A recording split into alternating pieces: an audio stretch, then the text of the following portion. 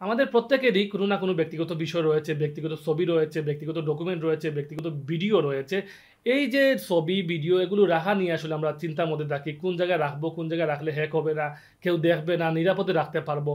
আপনি কি জানেন আপনার মোবাইল ফোনের মধ্যেই কিন্তু এমন একটি সিস্টেম রয়েছে, এমন একটি ফিচার রয়েছে যেখানে আপনি আপনার ব্যক্তিগত গোপন ছবিগুলো রাখতে পারবেন, ভিডিও রাখতে পারবেন, কেউ দেখবে না, হ্যাকও হওয়ার কোনো ভয় নেই। আপনি আপনার স্বাধীনভাবে নিশ্চিন্তে সেখানে রাখতে পারবেন। আজকে আপনাদেরকে আমরা দেখাবো। আমরা অনেক সময় বিভিন্ন থার্ড পার্টি অ্যাপস ইউজ করি, কিন্তু আমরা কোনো অ্যাপস ইউজ করব না। আজকে সরাসরি মোবাইল ফোনের ফিচার দিয়ে আপনাদেরকে দেখাবো। যদি আপনারা এই ফিচারটি ইউজ করেন তাহলে আপনাদের ব্যক্তিগত যে বিষয়গুলো রয়েছে খুব সহজেই সিকিউরলিভাবে রাখতে পারবেন। তাহলে চলুন মূল ভিডিও শুরু করি।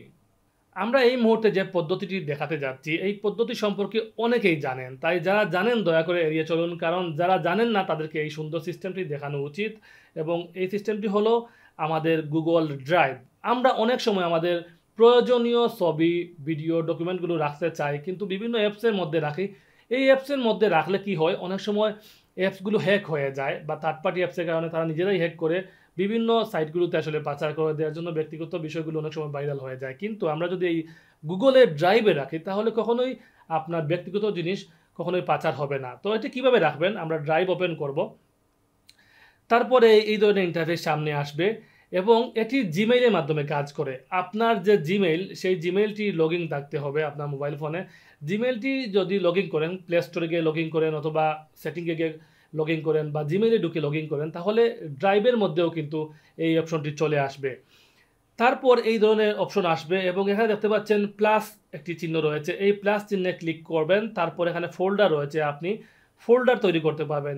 কোন কোন ফোল্ডার দিয়ে আপনি রাখবেন, কম্পিউটার যেভাবে রাখি বা মোবাইলের ফাইল ম্যানেজার যেভাবে রাখি সেম হুবহু আমরা রাখতে পারবো। এখানে আমরা লিখলাম ওয়ান নামে একটি ফোল্ডার তৈরি করলাম। তারপর আমরা ওয়ান ফোল্ডারে ক্লিক করলাম, ওপেন করলাম। তারপর আমরা আপলোডে ক্লিক করব। আপলোডে ক্লিক করে আমরা গ্যালারিতে চলে যেতে পারবো এবং গ্যালারিতে গিয়ে আমাদের যে কোনো একটি ছবি আমরা সিলেক্ট করব। তারপর যেহেতু আমি ড্রাইভটি লক রেখেছি, আপনারাও ড্রাইভটি লক করে রাখবেন, আরও সিকিউর থাকবে। তারপরে দেখুন আমার এই যে ইমেজটি আমি যেটি আপলোড করেছি সেটি আপলোডিং হচ্ছে। কিছুক্ষণের মধ্যেই এটি আপলোড হয়ে যাবে।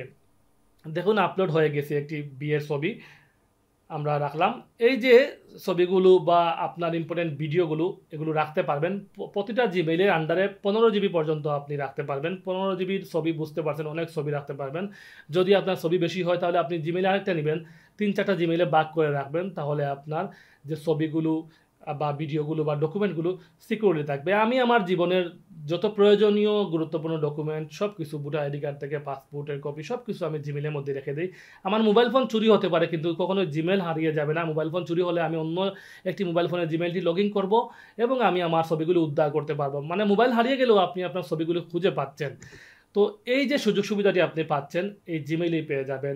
সেই সাথে আপনার জিমেইলটি লক করে রাখবেন এবং এই জিমেইল দিয়ে আপনি আপনার ইচ্ছা মতো যে কোনো ধরনের ডকুমেন্ট আপনি সেভ করে রাখতে পারবেন। তো ভিউয়ার্স, আশা করি আপনারা বুঝতে পেরেছেন কত সহজভাবে এই জিমেইলে আপনার ডকুমেন্টগুলো রাখতে পারবেন। এই জিমেইলে ডকুমেন্ট রাখার জন্য প্রথমে আপনাকে একটি জিমেইল অ্যাকাউন্টে নিতে হবে। এই জিমেইল অ্যাকাউন্টটি আপনি মোবাইল ফোনে লগ ইন করবেন। আশা করি সবাই লগ ইন সম্পর্কে জানেন। মোবাইল ফোনে লগ ইন করার পর আপনি ড্রাইভে যাবেন, ড্রাইভ ওপেন করবেন, একটি নতুন ফোল্ডার নেবেন এবং কোন জিমেইলের আন্ডারে রাখছেন সেটি চেক করে নেবেন। তারপর আপনি আপনার ইচ্ছে মতো ডকুমেন্টগুলো রাখুন এবং লক করে দিন এবং প্রয়োজন মনে করলে আপনি আপনার জিমেইলে সব ধরনের ডকুমেন্ট আপনি আপলোড করার পর জিমেইলটি লগ ইন থেকে লগ আউট করে দিন। যখন প্রয়োজন হবে আপনি লগ ইন করবেন, যখন প্রয়োজন হবে না লগ আউট করে দিলেন। অতএব মোবাইল ফোন কারো হাতে গেলেও আসলে আর কেউ দেখতে পারবে না। আপনার মোবাইল ফোনের যে জিমেইলটি রয়েছে, যে জিমেইলটি শুধুমাত্র আপনি জানেন, কেউ জানে না। যতদিন আপনার হাতে এই জিমেইলটি থাকবে ততদিন আপনার মোবাইল ফোনের যে ডকুমেন্টগুলো সম্পূর্ণ নিরাপদ থাকবে। তো ভিউয়ার্স, এই ছিল আজকের ভিডিও। সবাই ভালো থাকুন, সুস্থ থাকুন, আল্লাহ হাফিজ।